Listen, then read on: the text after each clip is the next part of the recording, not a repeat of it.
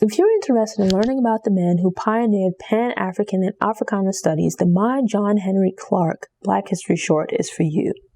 Hi, and thank you for tuning in to Noir Histoire. I'm Natasha, and in this episode, I'll be sharing what I've learned about John Henrik Clarke. Born on January 1st, 1915, died on July 16th, 1998. Notable historian and professor, nationality, American. John Henrik Clarke was born in Union Springs, Alabama, to a mother who was a laundress and a father who was a sharecropper.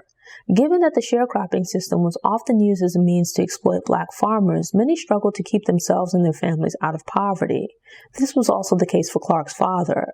Adding to his difficulties was a fire on the family farm that prompted them to relocate to Columbus, Georgia when Clarke was 4.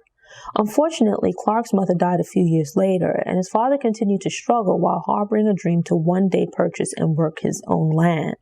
In his youth, Clarke had the opportunity to attend country schools and became literate, which was not the norm for his family, as he was the first to do so. His intelligence impressed his teachers and showed early signs of an incredible memory and the ability to freestyle oral compositions.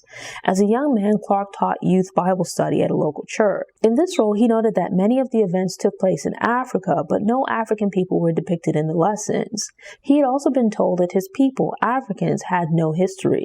This sparked his curiosity and motivated Clarke to self-educate himself by research in Africa, though he was prevented from borrowing library books due to segregation.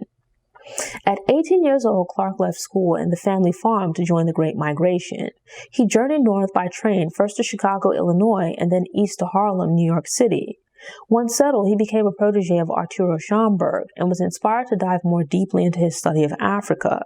Working full-time to support himself, Clarke spent a lot of time visiting the city's libraries. It was during this period after arriving in the North that he modified his middle and last name. While he would take courses at various colleges and universities, Clarke never completed a degree and remained mostly self-taught. While living in the South, Clarke had been drawn to the city by stories of Harlem and the Harlem Renaissance. He became a member of study and literary groups like the Harlem History Club and the Harlem Writers Workshop. After serving in World War II, Clarke joined the wave of small-scale publishers and co-founded and/or contributed to several black newspapers and magazines. In 1949, he began his career as a former educator within the recently established African Studies Center at the New School for Social Research. Dates are unclear, but he either taught at the African Studies Center intermittently or straight through 1958. At some point during this time, he became a mentor to the future first Prime Minister and President of Ghana, Kwame Nkrumah, who was then a student studying in America. After leaving the African Studies Center in 1958, Clarke journeyed to West Africa and reconnected with Nkrumah. The relationship led to Clarke accepting a journalist position at a Ghanaian newspaper and becoming a regional chief. He also lectured at the University of Ghana and the University of Ibadan in Nigeria while traveling extensively. Upon returning to America in the 1960s, Clarke earned a teaching license and became a key figure in the Black Power movement. He challenged the long prevailing practice of excluding the Black American experience from the teaching of American history and the racist idea of Africa as the unevolved dark continent. Clarke's call for change and expansion of the academic study of history basically created Pan-African and Africana studies. Mainstream academics attempted to patronizingly dismiss his work and activism as a matter of insecurity, causing him to overstate the accomplishments of Black people and Africa in world history. In lectures, along with scholarly articles and books, he debated and refuted their claims, pointing to the reality that mainstream history is often told from a European view that ignores or downplays the contributions of other peoples. Clarke became a lecturer at Hunter College in 1969, where he led the establishment of the Black and Puerto Rican Studies Department. He also taught at Cornell University as a distinguished visiting professor of African history.